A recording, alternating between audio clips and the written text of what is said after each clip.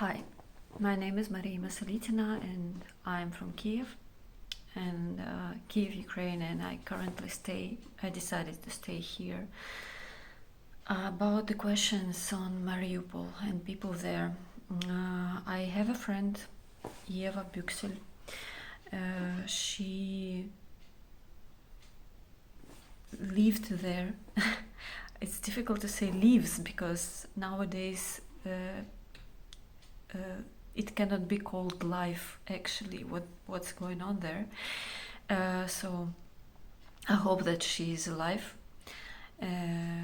She and her parents live there and her relatives live there, and last time she was online was 1st of March, and since then no connection at all.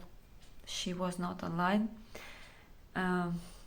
We know nothing about her.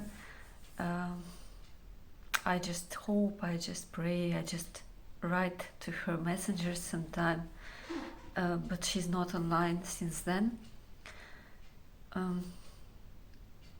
The town is being just destroyed till it seems as if Russians want to delete it from the surface of our planet. People suffer and they have almost no food, no water. People are getting water from puddles on the street. When there was some snow, people were getting water from melting snow, and they are being killed constantly for nothing. Civilians for nothing. Children, pregnant women, elderly people, doesn't matter. It's cold, and it was cold for all these days for them, and when they are trying to make some fire, to boil some water or something like that, if it's outside, they're getting killed, they're getting bombed, and the shelling is constantly there, and but still there are people who are alive. Still there are doctors, military doctors who help under the fire, and our militaries who are in the city, they are still holding the city. So the only thing Russians can, from their rage and their insanity, they just keep on bombing and shelling and firing, and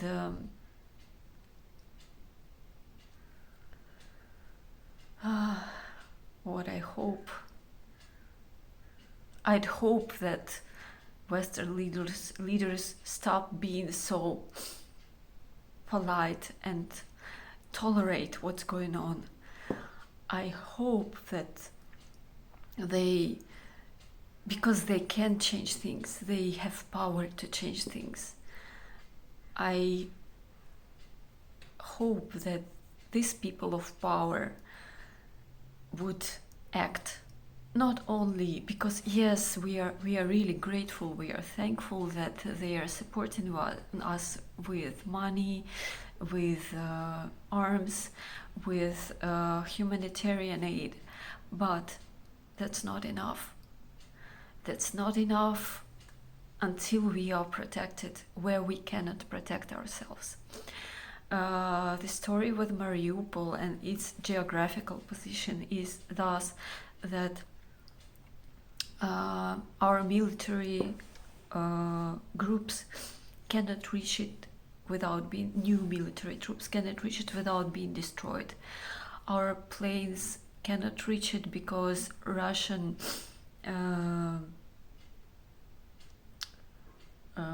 how to say, my English is not perfect, sorry. So Russian technologies for firing the planes from the earth, from the ground, they are covering completely that territory, so our planes cannot go there and somehow protect. So at the moment, the only possible solution is if Russia somehow agrees to stop doing that. But for now, no diplomacy works. It's really not working. It's not helping. Or if Western leadership protects our sky, that's really, I'm afraid that's the only possible way to protect those people. So what I would want to say, and I'm sorry for my emotions, but it's difficult when someone is dying and asking for help, and people who can help, they just say, okay, I'll pray for you. Well, you can help, you can close our sky, you can save those people who are still there. I'm sorry for my emotions. You can change things. You just need to take responsibility finally, because it's not only about Ukraine, it's about the world. And the world has the last phase of oncology. The world has maniac, and the world just says, okay, we'll send you arms, okay, we will give shelter to those who run away. But there are people who cannot run away. They just can't. And the only help for them is to close the sky. The only help for children who are there, innocent, for elderly people who have nothing to drink, almost no food. The only hospital that was working now is taken by Russians. So what can I ask? The same that our president says, the same that all our Ukrainian politicians say, the same that our military from Mariupol, who still somehow, sometimes they send some message. The only message, all we can ask, please close our sky.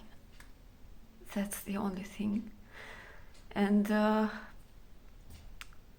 I do what I can do. I can help people here while I'm in Kiev.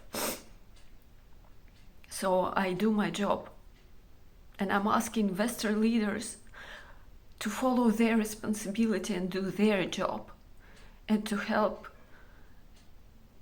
not only with talking and money, but with real serious action and serious responsibility.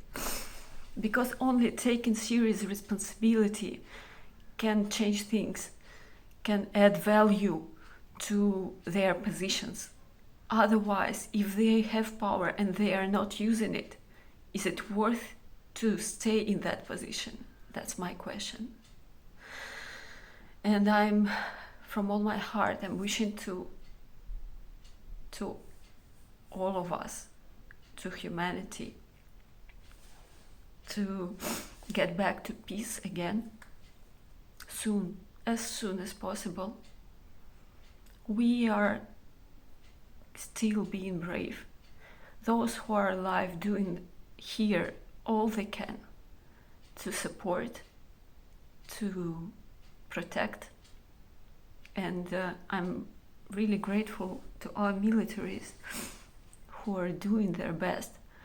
I'm really grateful to our men and women who go and protect us. That's priceless.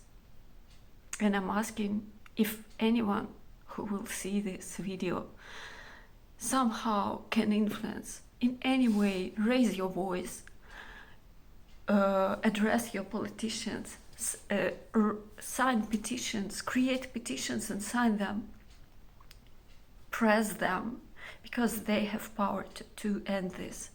they can end this. Not only observing, not only with humanitarian aid, not only with sending us additional arms. That's not enough. That's not enough. So please help.